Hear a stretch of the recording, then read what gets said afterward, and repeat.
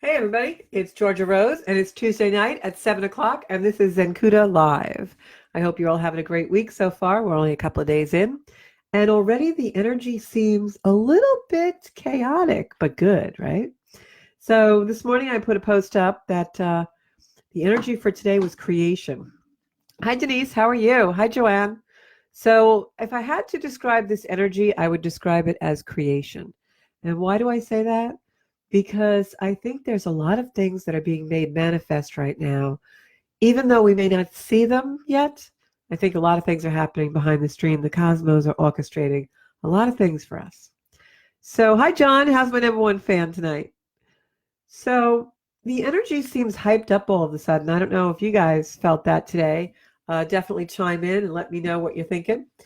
But, hi, Janine. But I felt like the last couple of days, maybe since yesterday afternoon or so, I felt like the energy all of a sudden got speeded up. And I know the planet Uranus went direct, so that could kind of be why. But there's some intense energy out there. Everybody seems to be in a hurry, and they also seem to be definitely trying to get their points across in some very forceful ways, right? Hi, Elaine. How are you? Laura. We got a good crowd out here tonight. So tonight I want to talk about what happens during a psychic reading, and I just want to chat a little bit about the energy.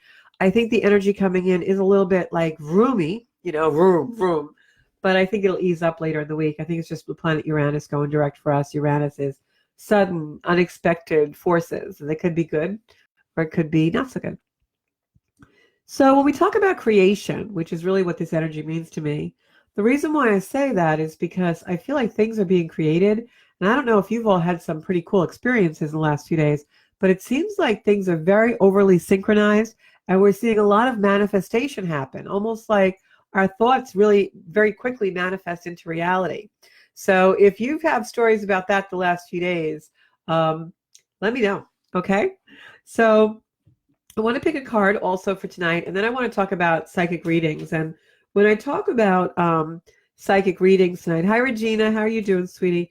Yeah, Lisa, I never sleep. I'm like the Energizer Bunny. That's so funny. I get 8 hours of sleep a night. I'm on a routine, and I always go to sleep a certain time and wake up a certain time, even on weekends, so I don't break my routine.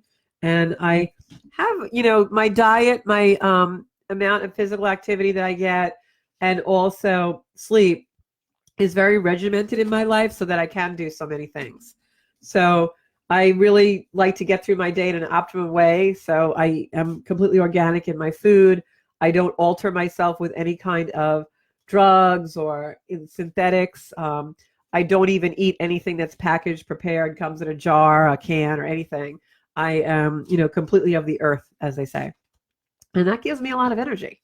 So when I think about psychic readings, I'm going to go back to when I first started to get a reading. I remember, and this again plays into the synchronicity. I remember my dad had just died, and I didn't have a lot of experience with death. My dad was actually one of the first people to ever pass over in my life. And that started a series of events where I all of a sudden had a lot of relationship with death, and many people died in a very quick succession. So, well, thank you, Regina. That's very sweet. Hi, Aaron. Hi, Kathleen. So my father passed, and I happened to be at this very expensive cocktail party. And one of the ladies came over to me, and we were chatting, and I was chatting with her about how my dad had just passed. And she said to me, "You need to go see this medium." And I didn't even know what that was at the time. I remember thinking to myself, what is she talking about? Like, I'm not going to go talk to somebody who talks to dead people. And for some reason, it resonated with me. And that's where the synchronistic part comes in. And, always listen to your body, because I feel like things happen when they're supposed to happen for whatever reason they're supposed to happen for. But if we pay attention, we reap the reward of that. So she mentioned to me about this medium, and it was somebody out on the island, and I made an appointment, and it was very kind of cloak and dagger. Like, you had to call them at a certain time. They only answered the phone on Monday evenings and scheduled appointments then. So you had to catch them, pretty quickly. And then they would give you an appointment, and it was usually for like a couple months out. So I happened to call, and they said, "We just had a cancellation. Would you like to come Thursday?"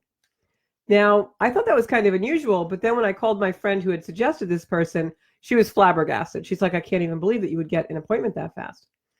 So I went to see the gentleman, And my mom had also passed away very quickly after my dad. And so I had gone, my mother's death was extremely fresh. And it was like I had tea with them. It was like I was sitting in this gentleman's living room and he was communicating with my mother and father. And it was like they were in the room. And he knew things no one could possibly know. And he said to me that day, and this, believe it or not, was my very first experience with something like this. And he said to me, "You have the calling to do this. And I'm seeing Jesus Christ behind you. And usually when I see that, it tells me that you're very gifted and you're very connected to spirit." And it kind of frightened me a little bit at the time because I thought, Jesus Christ was behind me. That must be something very magnificent. Or, why would I be chosen for something like that? It was, coming off a very stoic Catholic background. That kind of made me think, what am I, an angel? What is this about? So lo and behold, all of a sudden things started to unravel in my life after that. My parents' death was the ignition for about 2.5, 3 very long years of complete and utter chaos, loss, and just my whole life completely flipped over.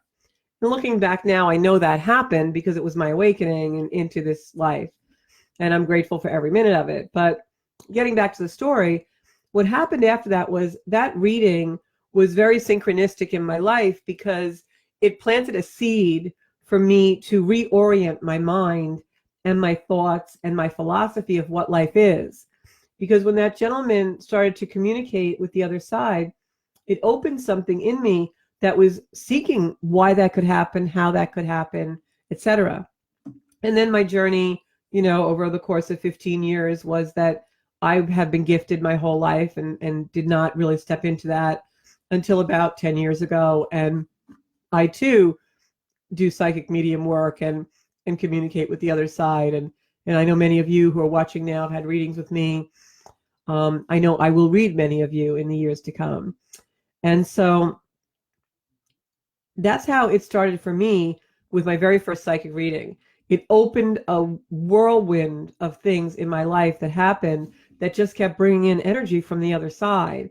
And I think I was supposed to go to sit in that person's presence, to sit in that medium's rooms, to chat with him and have that experience because it was supposed to inevitably 15 years later be my experience.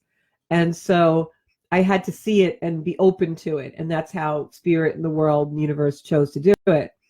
So what happened during that reading at that time, I couldn't fathom. I couldn't understand how could this person be communicating with someone who I knew to be not on this earth anymore. Now I understand how that happens, and I do it as well.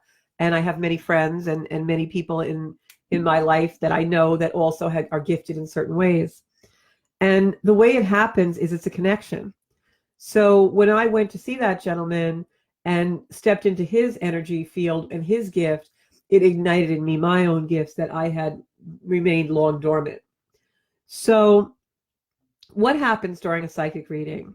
And not everyone who gives psychic readings is gifted. So there are people out there who unfortunately take advantage of people, take money from people, use this as a way to infiltrate themselves in someone's life. And that's an energy I myself have never encountered. No, I'm not definitely not part of that.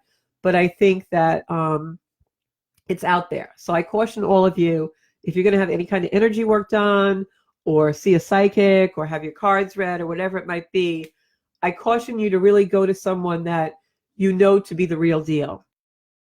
Do that, you ask around, has anyone else had an experience with this person? You want to go to someone who's recommended. You want to go to someone who has testimonials, who has endorsements. And also you want to go by your comfort level.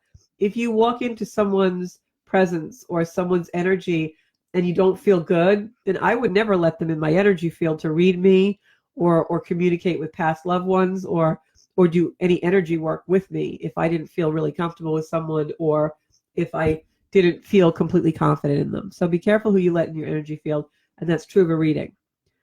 So how do you make that connection? And this is also for those of you out there who think you may be gifted or have felt the gift and really want to start utilizing it.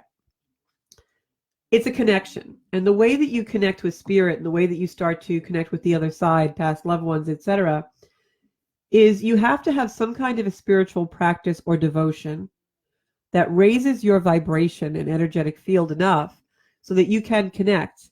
And that comes from being silent. It comes from meditation because you're opening up a different level of vibration that you can connect to energy with. It comes from clearing out your life. I've given a lot of psychic development classes in my lifetime and, series of courses. And people are always very surprised to know that the very first thing I tell them has nothing to do with actually doing readings. It's not an exercise in how to get yourself to open your third eye or psychically understand someone. I don't do mental exercises. The very first thing I do in a psychic development training course that I would give, I don't really do too much anymore, maybe one day I will again, is I tell people to go home and clear out their life.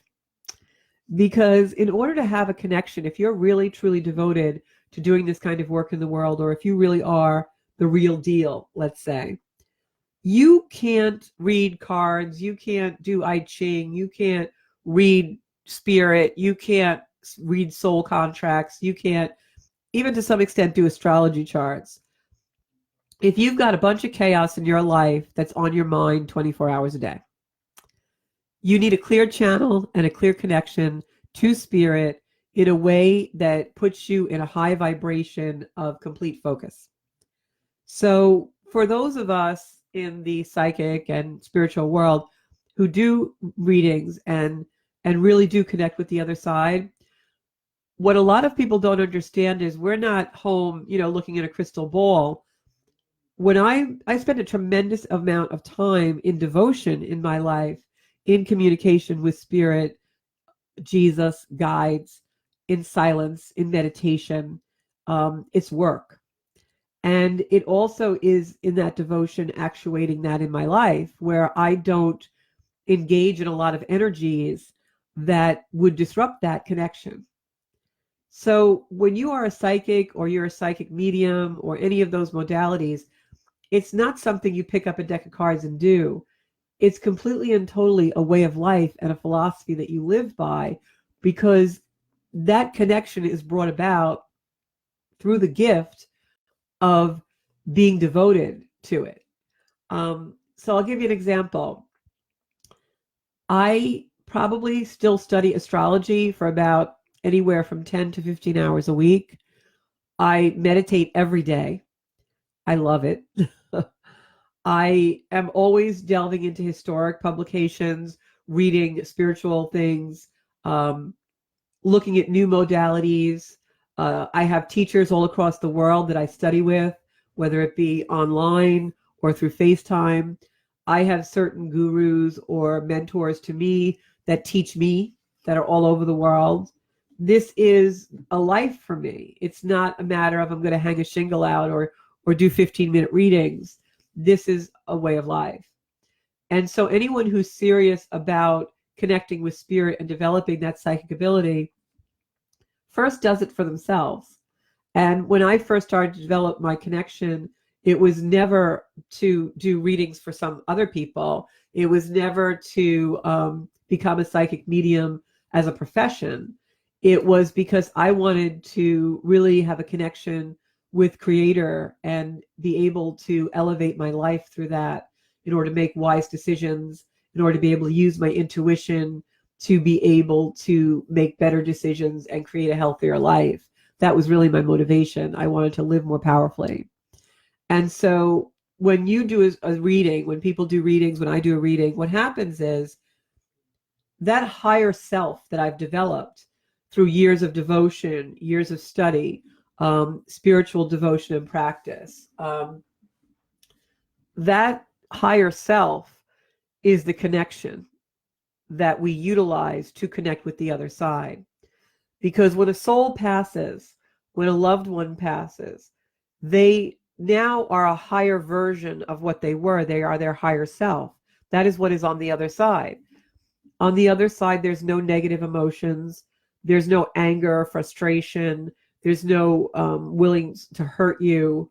It is completely joyful and bliss and love unconditionally on the other side.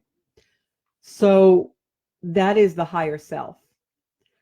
So when we tap into our own higher self here in the earth plane, we are in connection much more easily with the higher selves of those who've passed. And that's the connection that happens.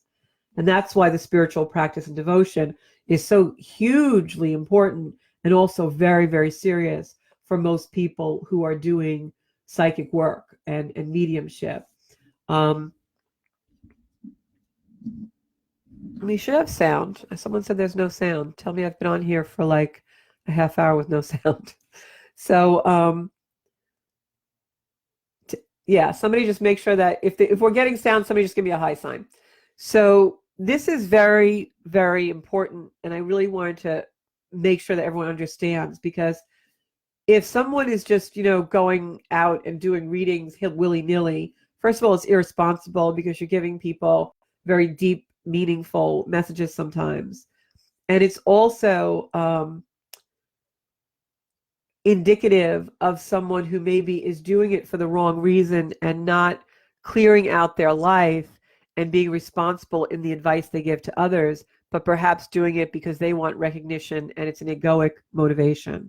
And that's someone who probably is not the real deal, I hate to say, and probably someone, thank you, Aaron, and probably someone that is maybe not of the highest integrity. So I just wanted to say that. But so what happens for me, I'm going to describe to you what happens for me when I do a psychic reading.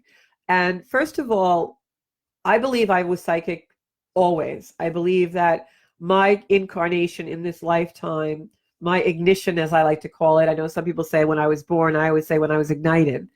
When I was ignited into this lifetime, I believe I was given this gift. And I believe we all have this gift, but to different degrees. And a lot of that degree also is predicated on how well you develop it by taking your spiritual practice very seriously. I can tell you right now, if I was going out drinking every Friday night, I'm not passing judgment on anyone, I'm speaking completely of myself. If I was going out drinking every Friday night and getting drunk, and I was doing readings on Saturday, I probably really wouldn't be connecting very well. And that's just me. Some people feel that certain things enhance readings for them. Fine. I'm not someone of that belief system. I don't subscribe to that.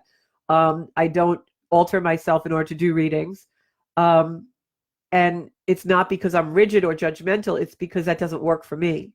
And I want my connection to be the purest it can be. So when I know I have a reading coming up, or I have readings scheduled during the week or weekends or whatever, I prepare. And usually, for me, I'm also using astrology as part of a reading. So for me, there's a lot of prep work. I'm going into someone's chart. I'm reading the chart astrologically. Obviously, there's definitions of the planets being in certain places, in certain houses, and in transit, conjunctions and oppositions and all kinds of things. I'm reading it based on the geometry and the science of astrology, which, by the way, is a science that is for the evolution of the soul. So I'm reading that way, but I'm also looking at the chart psychically. And I'm looking at the chart in a way that I get psychic hits off of, because when I look at the chart and I look at the pattern, I get psychic energy coming through. That's called claircognizance, where you have thoughts. There's also clairaudience, which is people who hear things. Sometimes I do. And there's clairvoyance, which is people who see things. I am a clairvoyant, but I'm not a clairvoyant in the idea of, I don't see an apparition. I don't see a spirit walk into the room. I see it all in my mind, and I will get the vision in my mind. I'll be doing a reading and all of a sudden I'll see a beautiful bouquet of yellow flowers flash across my mind. And I'll say, oh, I see yellow flowers. And then someone will probably say to me, oh, well, this happened. This is what this means. When I have a clairvoyant hit, it's almost like if you close your eyes right now and I said, okay, picture a red Volkswagen, and you see the red Volkswagen. That's how it is for me psychically, only I'm not trying to picture anything. It just comes unbidden into my line of vision in my brain. So, and it will happen oftentimes just randomly. I can go into the energy and see things and hear things and get messages when I go into a certain level, and spirit will give me that. But I can also ask for it. Sometimes during the course of my day, if I need to make a decision about something, I get very quiet. I'll go into a meditative state and I'll ask for the decision. And spirit won't tell me what to do, but they'll show me things that make me interpret. Yes, like your mind's eye, Aaron, absolutely. So you can go on my website, Joanne, zenkuda.com, and everything's up there. As a matter of fact, RJ's having a reading on the 20th. So for me, that's how I see, is in my mind's eye, and it's very visual. It's very vivid. Sometimes I'll be talking to somebody and then whoosh, I'll see something. Oh, I just got a hit. I call it a hit. So I can do that unbidden. It just comes to me because spirit wants me to see something or give a message to someone. Or sometimes I'll ask for it. And in asking for that, what most psychics who are very gifted do, and when I say psychics who are very gifted, I'm not taking anything away from anyone. I'm just saying that most psychics who have devoted themselves to the practice of a clearer connection, what we do is we establish our own dictionary. And what that means is, for instance, people who are in the beginning phases of opening or seeing things or having, psychic ability, they will always say, I don't know what it means. I don't know what it means. I keep seeing a horse, but I don't know what that means. And you have to reverse that, because one of my very early mentors said to me, you have to tell spirit what it means. And that was a really novel idea to me. But as soon as I did that, then I had my own dictionary and I could really, really read. So instead of, you get something across your mind's eye, or you hear something, and instead of saying, I don't know what that means, I don't know what it means, spirit, tell me what it means, say, and maybe you saw a horse just for random, so pick something. Then I would say, okay, spirit, I know you're showing me a horse today. From now on, a horse is going to mean freedom to me. And whenever I see the horse, I know it's probably someone who wants for their freedom, or someone needs to be free in some way. And that's what the dictionary becomes. And you do that with everything. I have a twin niece and nephew. So whenever I see them in my mind's eye, I know spirit is telling me there's something to do with a twin. So that's how you develop your dictionary. You develop it, you write it. This emblem means this to me. This symbol means this to me. And you can do that with numbers, with anything. And you'll be very surprised that when you do that, spirit starts to give that to you, and it starts to make a lot of sense. Just like when you were a kid and you learned how to write the alphabet. In the beginning, you didn't know what an A was, and then you associated it with apple. And then all of a sudden, now when you see apple, you think of the letter A. So it's kind of like that. You establish your own psychic dictionary. And for that reason, when I read, if I do traditional tarot and someone's sitting across from me and I'm reading them and they kind of know a little bit about tarot, what it means and what each card means, sometimes they'll think I'm not interpreting the reading right, but it's because I have my own dictionary. What a card traditionally means to someone is probably not what it might mean to me, because spirit has given me other meanings. So I know it sounds a little complicated, but it's not for me, because it's basically just my psychic language. And usually I have to say, in anybody that I've read, you can chime in, it's pretty accurate. And I take no credit for that, except for the amount of devotion I've done. I am very proud of the amount of serious work I do in developing the connection I have with spirit and my spiritual devotion, just as a monk would do in a monastery, or a nun would do in a convent, or someone who was devoutly religious. I grew up and my mother was very, very religious, prayed the rosary every day. That was a spiritual devotion that brought her closer to God. So that's what meditation is for me. That's what eating clean is for me. That's what keeping my body healthy is for me. It's a connection with God so that I can do the work I've been called to do. So it sounds kind of corny, but I'm proud of the fact that I have developed discipline and devotion, but I can take no credit for the messages that come from that connection. That is completely God's doing, and completely by His grace that I'm able to deliver messages from spirit to people that help them heal and find peace and make their life different. So, and I'm grateful for that. And I could wake up tomorrow and not have it anymore. But as long as my work in the world is needed, I don't think that will happen. I think it will evolve to different things and different things. And maybe as I can step into doing more and more of the work, it will become stronger and my connection stronger. And I've been a lot of places in my life, and the best place I've ever been is in connection with spirit. And so that is what is I cherish and what is precious to me. And in doing this work, it becomes precious to many others. And that's really beautiful. That is just absolutely beautiful.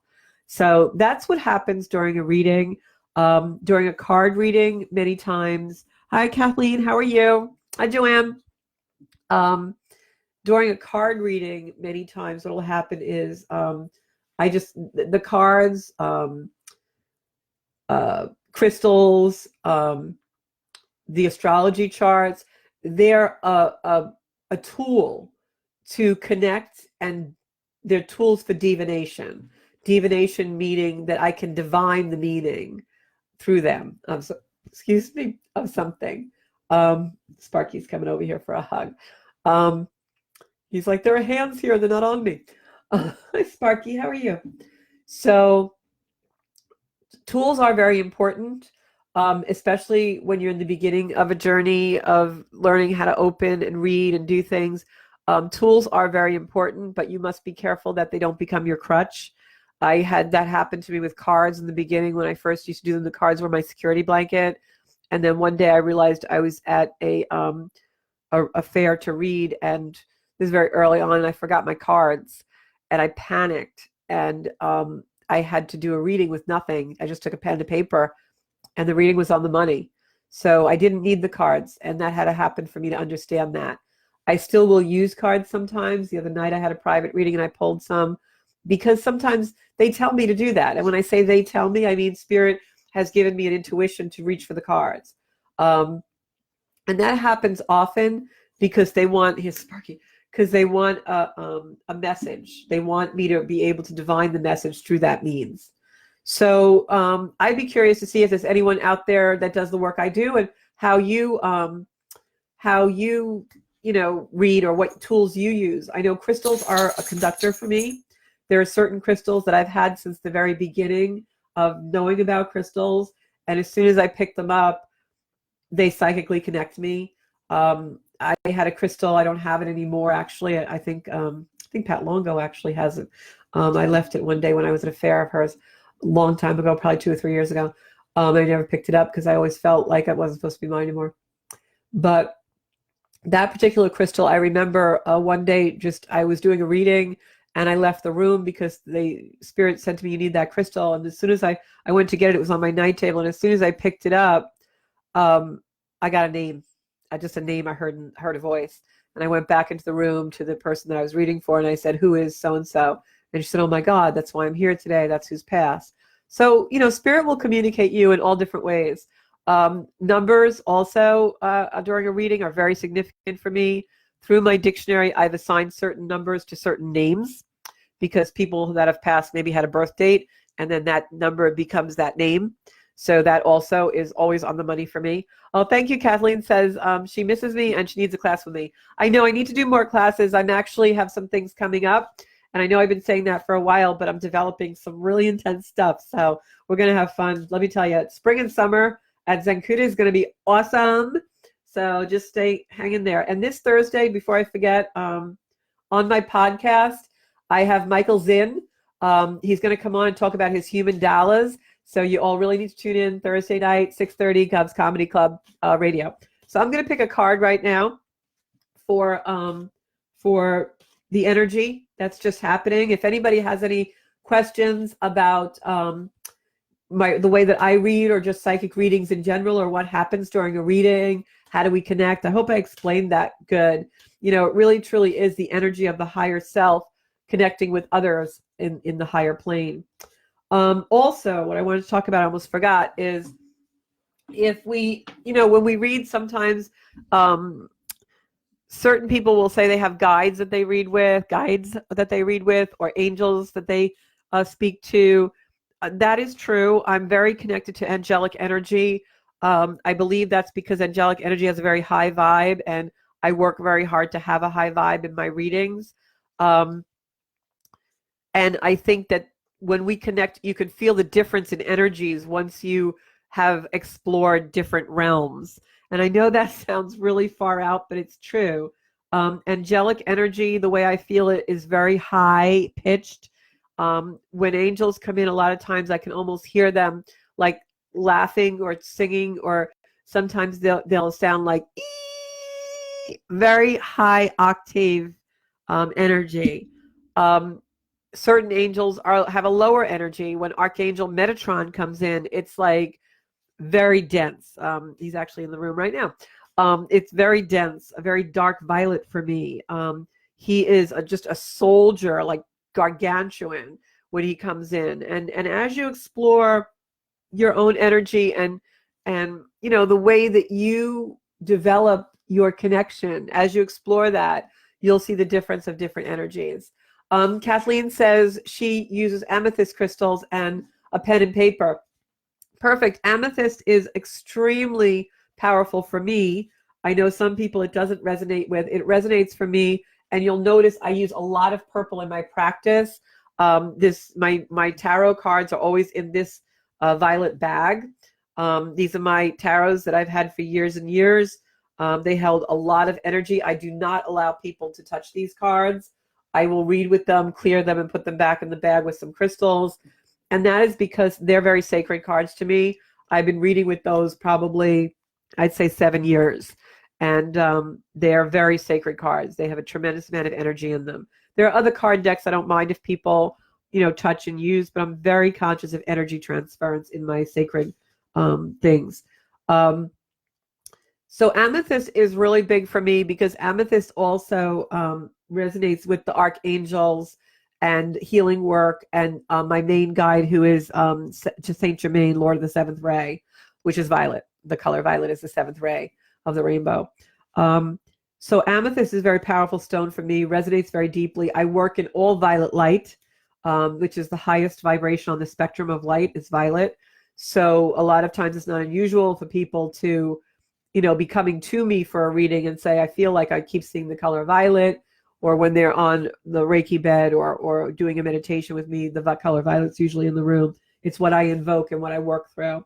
The cards that I created, the Circle of Light Oracle cards, are very heavily illustrated with violets and pinks and things.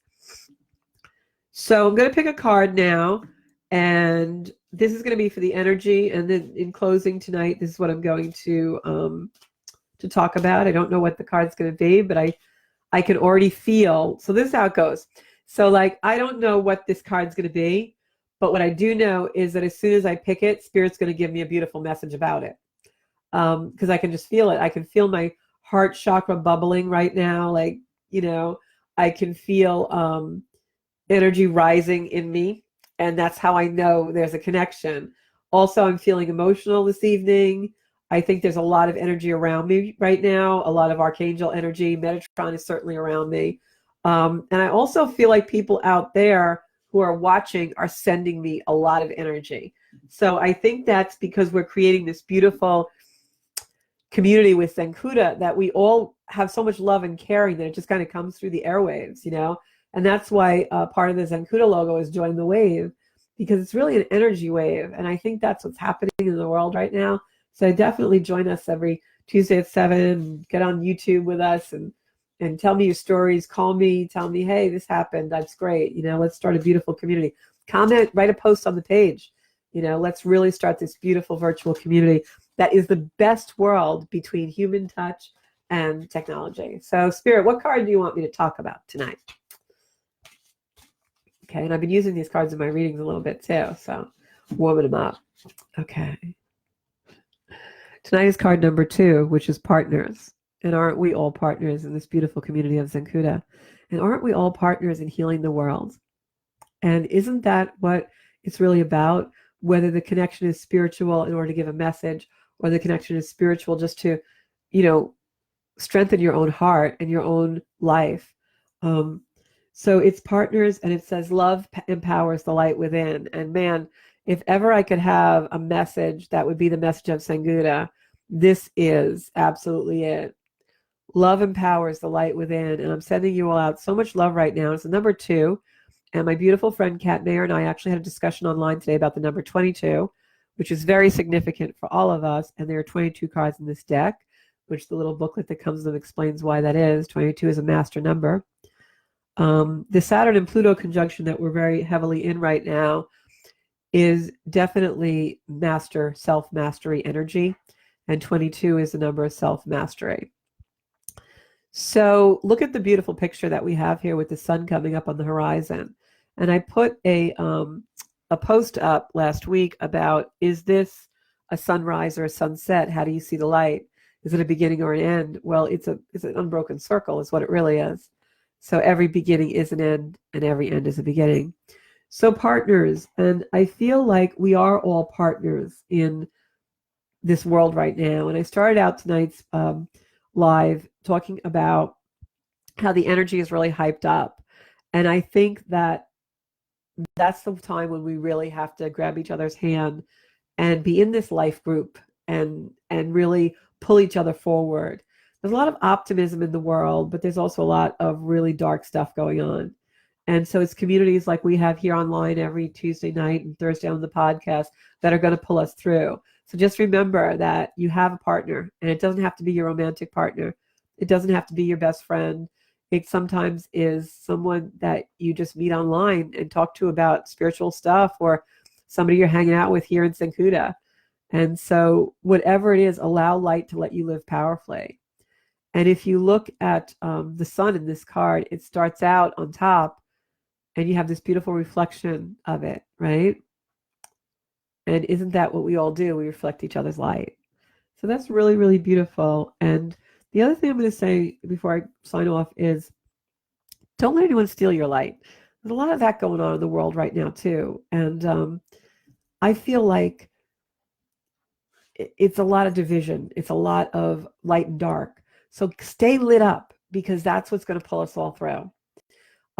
Lisa says, I use the person's face. Their eyes tell the story for me to create my soul portraits. That is beautiful. Lisa Fazio, artist. She's also going to be on the podcast one night soon. Lisa does soul portraits. And so Sparky keeps jumping on me tonight. Lisa does soul portraits. Can you say hello, Sparky? You want to come up higher? And so what she's saying, come up here. Come up. You can see everybody. Come on. What she's saying is that she looks at the people's, look at the camera, boo. Look, here he is. Here's Sparkster. Here he is. She looks in the eyes to do the portrait. So she uses the eyes to channel the energy. So you see how her connection to spirit has developed so beautifully by looking into the soul of someone. Hi, Michael. I actually just told everybody you're going to be on Thursday night at 6:30, Gov's Comedy Club Radio, talking about your human dollars. And I was going to tell you, bring some pictures and stuff so we can put them up on the screen so people know, what you're doing. Aaron says he went to a psychic and she told me, you're very psychic. And she actually called one of the purple people. I try to meditate first and use cards. I pick up my cards and invite spirit to join me. Almost feel like a wind or an air come over me. Yeah, a lot of times, Aaron, angelic energy will feel like a wind. When I first used to invoke angelic energy, I actually used to feel them touch my hair. And I would be like, oh, the angels are here, because I would feel them touch my hair. So keep doing that work. It sounds like you're really connecting. And that will help you so much in your life with just your own intuition. So, so just keep going, because you might not read for others, but you're reading for yourself already. So that's really, really cool. So, thank you, Joanne. The Sparkster man is my life. He's actually laying in my lap right now, which I really don't appreciate, but whatever. So I think that's all I got for tonight. But please join us Thursday, 6:30 on Gov's Comedy Club Radio. Michael Zinn's going to be our guest, and he's going to talk about his beautiful human dollars. You don't want to miss this beautiful thing. And I'll be back next Tuesday, obviously, at 7 o'clock after Thursday. If anybody has any question, I'll hang out for a second or two and find out, what you guys are thinking, and if you want me to answer anything. If not, Sparky has his little face on the desk. He just wants some loving. I'm going to turn the camera so you guys can see the Sparkster. Look at this dog. He's just such a lover, man. He just wants the lovins. He's looking right in the camera like he knows something's going on. And he's like, hi, people out there. Love me, love me, love me. He's so cute, my Sparky. Yeah. Look, Spark. Look at the people at home. Look at all the people at home, Sparky. There you go. So be kind to your animals too. Give them Reiki. Do a psychic reading for the dog. My sister actually is an animal communicator. So I guess it runs in the family a little bit for us. So that's me and Sparky for tonight. Thank you all so much. I love you all. This is the energy that I source my life from. You can find me on Zenkuda Official on Instagram, here on Facebook. And of course, please subscribe to my YouTube channel, Zenkuda. It's a beautiful community where you'll get notifications of live videos if you subscribe. Thanks so much. I'll talk to you guys Thursday night, 6:30, Gov's Comedy Club. Bye-bye.